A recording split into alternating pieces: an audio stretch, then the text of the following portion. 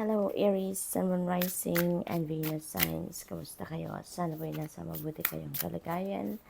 Welcome back po sa Star Tarot. Kung bago kayo rito, welcome din kayo.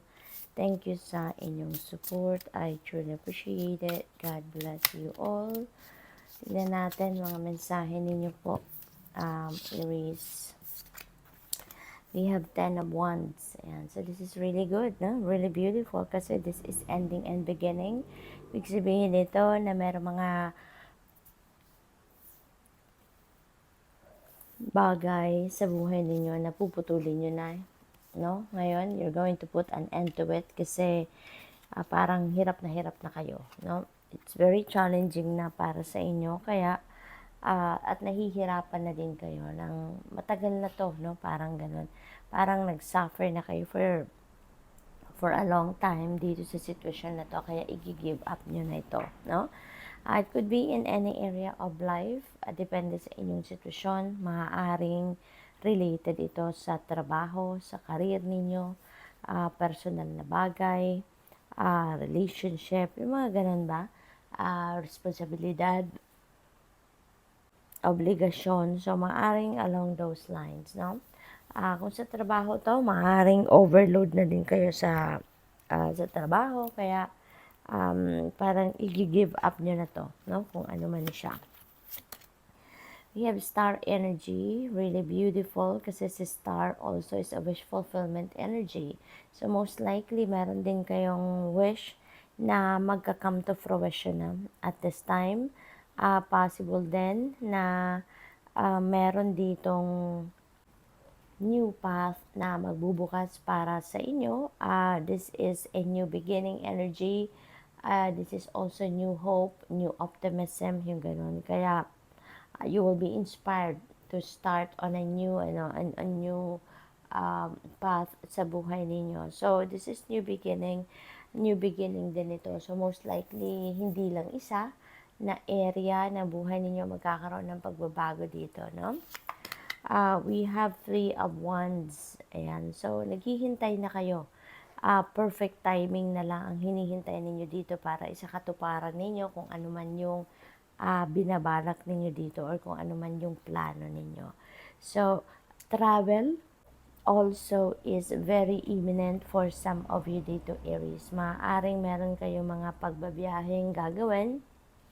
Maybe related ito sa international travel. It could be domestic travel din, depende sa inyong sitwasyon, but definitely you are going to travel somewhere. Possible din na naghihintay na lang kayo ng mga travel documents ninyo or naghihintay na lang kayo ng perfect timing para i-roll out ninyo yung inyong mga plano. This is also a good fortune energy, Aries. Kaya kung ano man siguro yung pinaplano ninyo ngayon, ano yung iniisip ninyo, that might be, magkakaroon siya ng magandang outcome or positibong outcome.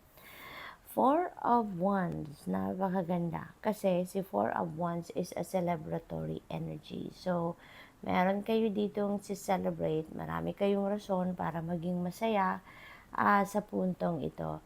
Maaaring may reunion ang iba sa inyo dito, no? Siguro, you'll be coming from a far place pa or siguro bibisita kayo sa pamilya ninyo, sa mga mahal niyo sa buhay. Knight of Swords, things are going to speed up sa ngayon, no?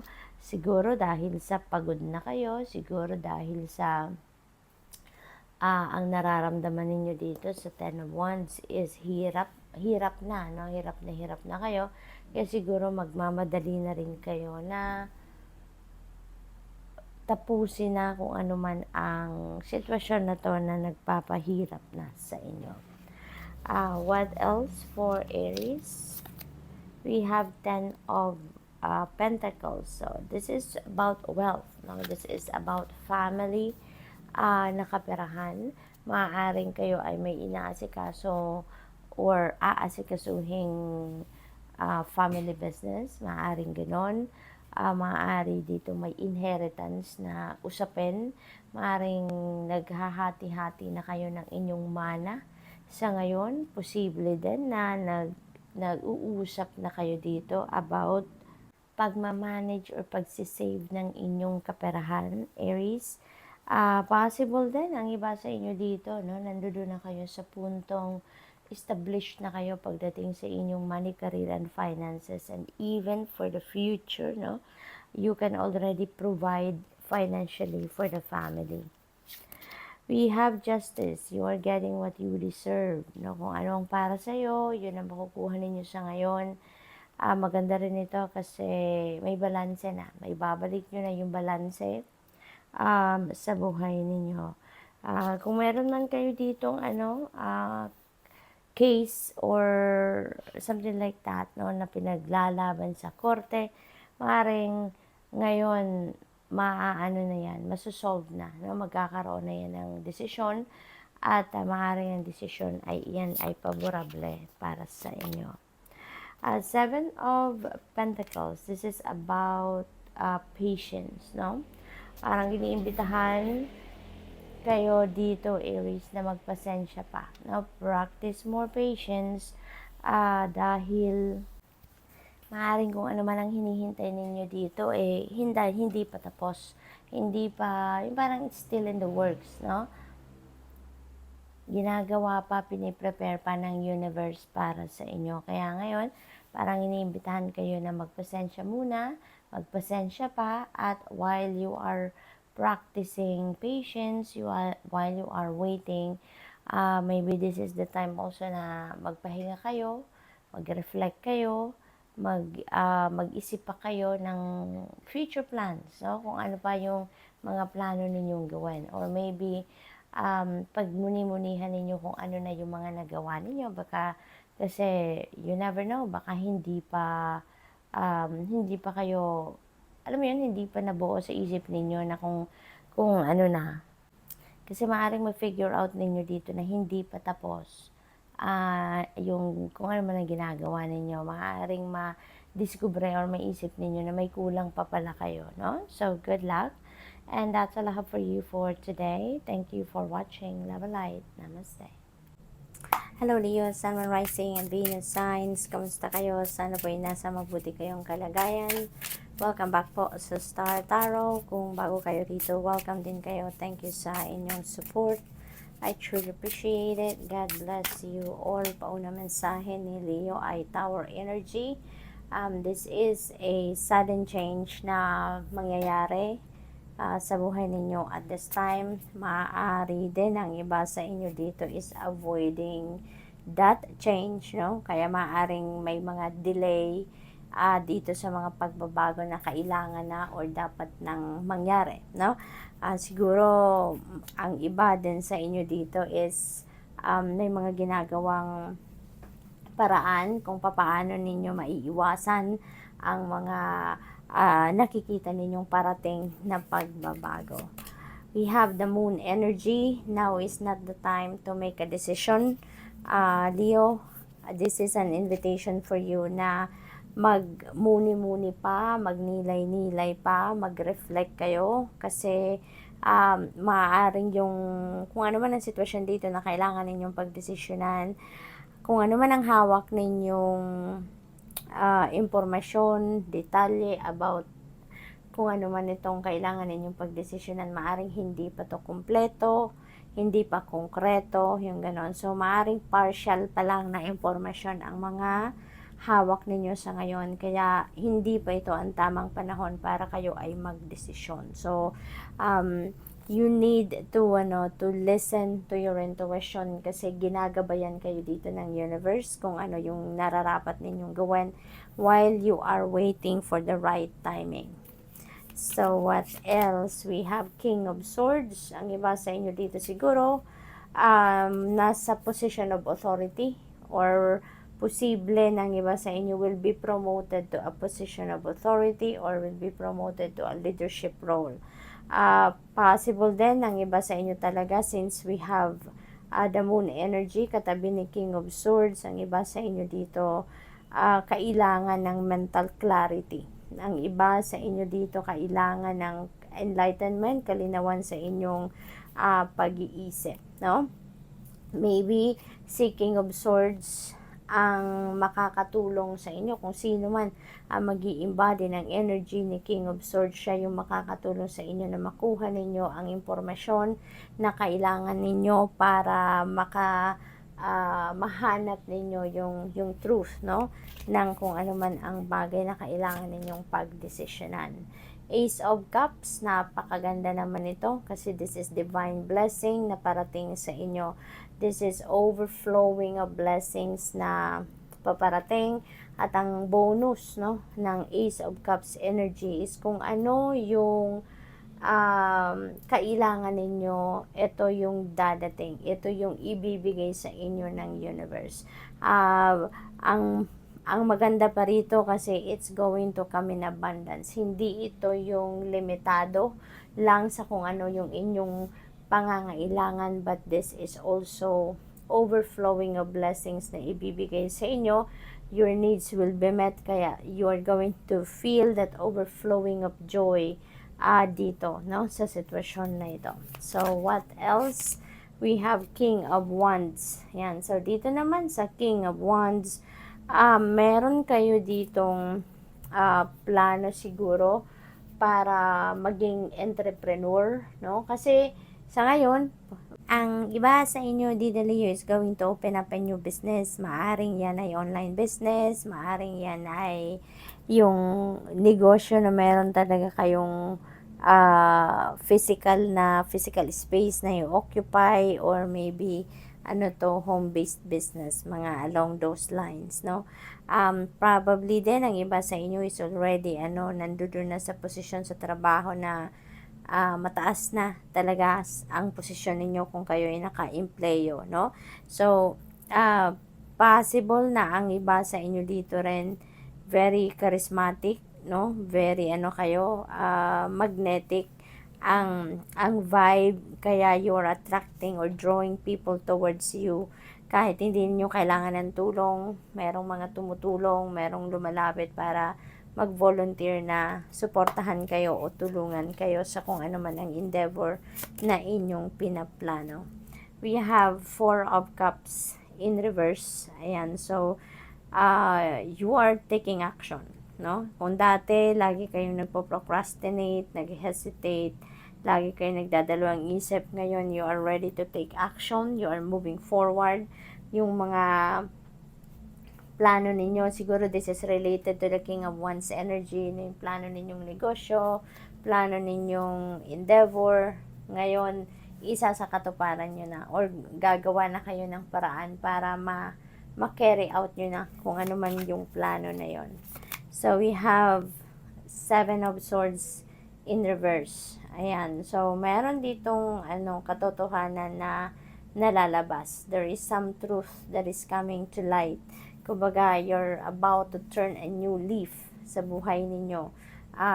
Yung kung ano man yung desisyon na gagawin ninyo sa ngayon, you are taking full responsibility of that, no?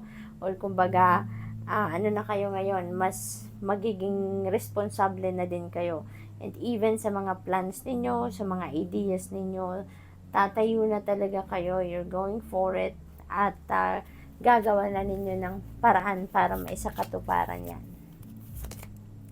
We have Two of Cups. Ayan, so this is partnership, no? This is partnership in any area.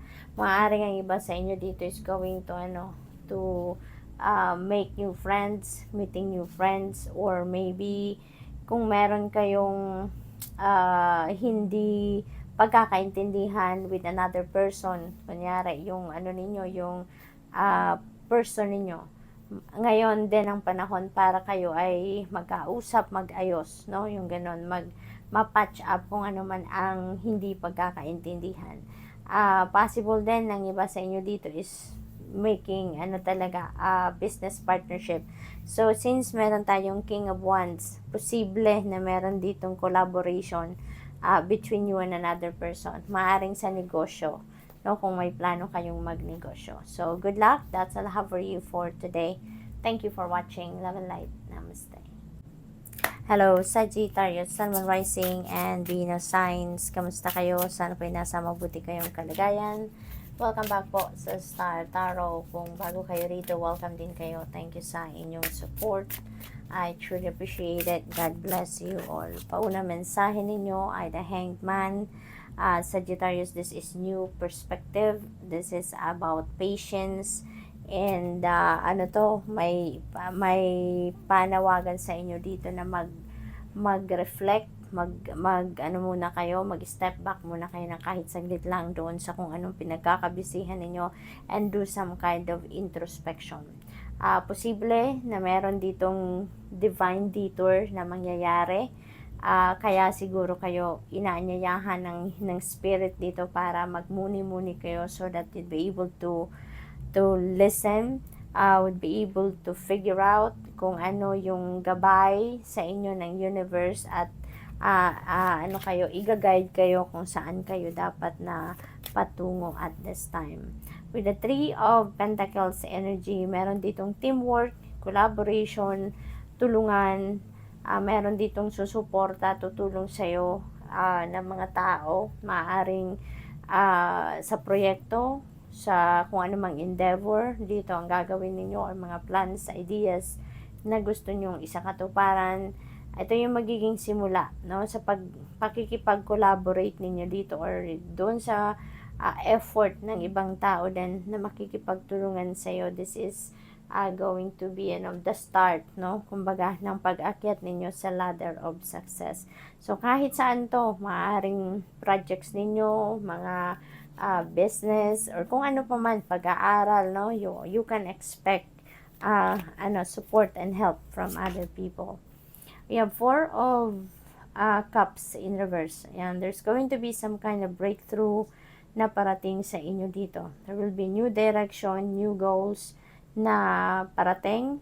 Maaaring yan ay makukuha ninyo, mapipick up ninyo during reflection time, during introspection time. Kaya, this is really beautiful energy. Kasi marami kayong madidiscover dito na makakatulong sa inyo para makapag-move forward na kayo, no? Makapag-take action na kayo towards whatever it is na matagal na ninyong minimithi, matagal na ninyong pinaplano, and ngayon, there will be new ideas na parating at yun ang maggagabay sa inyo or yun ang dun manggagaling, no? Ang idea ninyo kung saan na kayo dapat magsimula, kung ano na ang dapat ninyong gawin. Moving on and moving forward, yun ang magiging sitwasyon ng iba sa inyo dito with the Chariot energy. This is definitely success na naghihintay sa inyo. Merong tagumpay na naghihintay sa inyo dito at the end of this journey, no? Kaya maganda rin na talagang magiging determinado, focused and driven kayo sa mga plano ninyo sa ngayon. Yung disiplina, no, self-discipline will be on display as well dito, no? Yung willpower ninyo talagang papaganahin nyo yan, and you know where you are heading. You know pretty much kung ano na yung mga gagawin ninyo sa ngayon, yung mga practical steps na gagamitin ninyo sa ngayon. Parang sigurado na kayo sa mga yon. Kaya naman, kayo ay magtatagumpay, no? Sabi ko kanina dito sa Three of Pentacles, this is the beginning of your success. With the Chariot energy, sigurado, no, may naghihintay na tagumpay. We have the Sun energy. This is the most beautiful and most uplifting energy sa buong tarot deck. Napakaswerte, mababalot kayo dito ng saya, mababalot kayo ng financial and material success, isang malaking tagumpay ang naghihintay sa inyo dito sa Sagittarius. Napakaganda. Kung meron kayong mga problemang pinagdadaanan, obstacles, challenging situations, that is coming to an end. Or unti-unti. No? Kasi wala namang instant na pangyayari. So maybe gradually mababawasan or kung ano man ang mga problema ninyo that is going to fade away from here on. Yung mga dark circumstances ninyo sa buhay, that's going to fade away kasi yung liwanag is going to cut through the darkness na nararanasan ninyo at this time. So definitely there is triumph, there is success in different areas of life. Kaya you are going to feel joy and happiness dito, and of course triumph. Napakaganda rin. We have the Three of Swords in reverse. Sa ngayon, magiging positibo na talaga ang mga pangyayari sa buhay ninyo dahil with the Three of Swords energy, kung ano man yung mga bagahe pa ninyo sa inyong dibdib, kung ano pa yung mga paghihirap, no, na nararamdaman ninyo emotionally, yung parang i-ano nyo na yan, i-release nyo na. This is time for letting go, time for healing and recovery. Meron na kayo ditong acceptance and forgiveness, no? You're willing to accept na kung anong nakaraan na, tapos na ang lahat. Hindi nyo na may babalik, hindi mo na yan, wala ka nang magagawa, no? Because that's already done. So, ngayon, yun ang maaaring mararamdaman ng iba sa inyo. You'll be able to accept the things that happened already, that happened in the past, that's already behind you, and you are going to forgive, no? Maybe you're going to forgive yourself and forgive others na nakasakit ng inyong damdamin. So, you are heading towards healing dito, no? Kaya siguro, mababalot na kayo ng energy of happiness and joy and success kasi kung ano man ang bigat ninyo sa loob, yan ay aalisin nyo na, no? Dahil meron na ditong acceptance and forgiveness.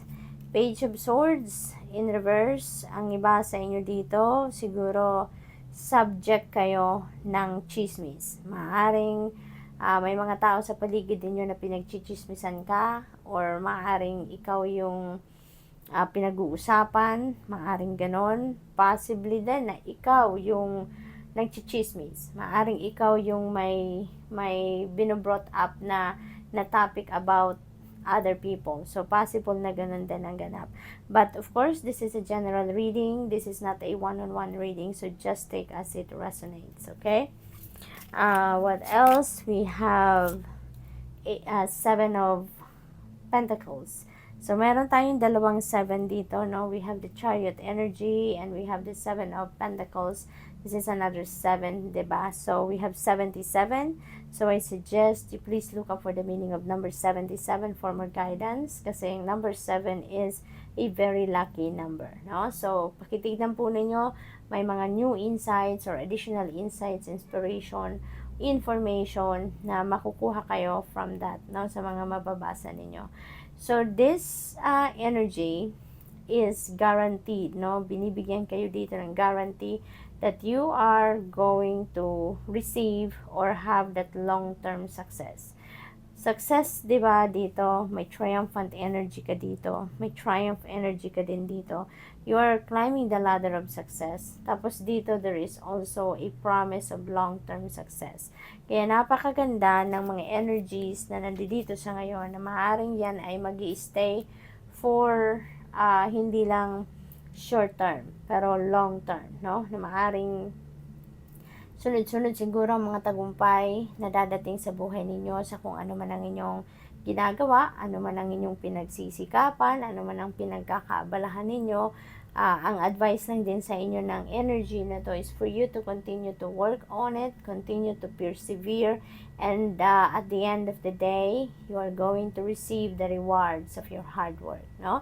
So, sa ngayon lang, kailangan mo lang muna na maging patient, maghintay, dahil maaring kung ano man ang tagumpay na to, hindi pa to handang ibigay sa iyo ng universe. Maybe it's still in the works in the spirit realm, or maaaring meron pa kayong missing piece. Kumbaga, maaaring meron pa kayong hindi nagagawa, no? Na yun na lang ang kulang para ma-deliver na sa inyo, kumbaga, yung tagumpay na deserve ninyo dito, no? Everything is divine timing, hindi ba? Kaya, maghintay pa ng konti, be patient, kasi pasasaan ba? When divine timing comes, no? Mangyayari at mangyayari kung ano ang minimithi ninyo, provided that it is for your highest good, and kung parte yan ng divine plan para sa inyo. So, for now, be patient, continue to persevere, continue to work on it, and pagdating ng tamang panahon at tamang pagkakataon, yan ay mangyayari at mangyayari. So, good luck, and that's all I have for you for today. Thank you for watching. Love and light. Namaste.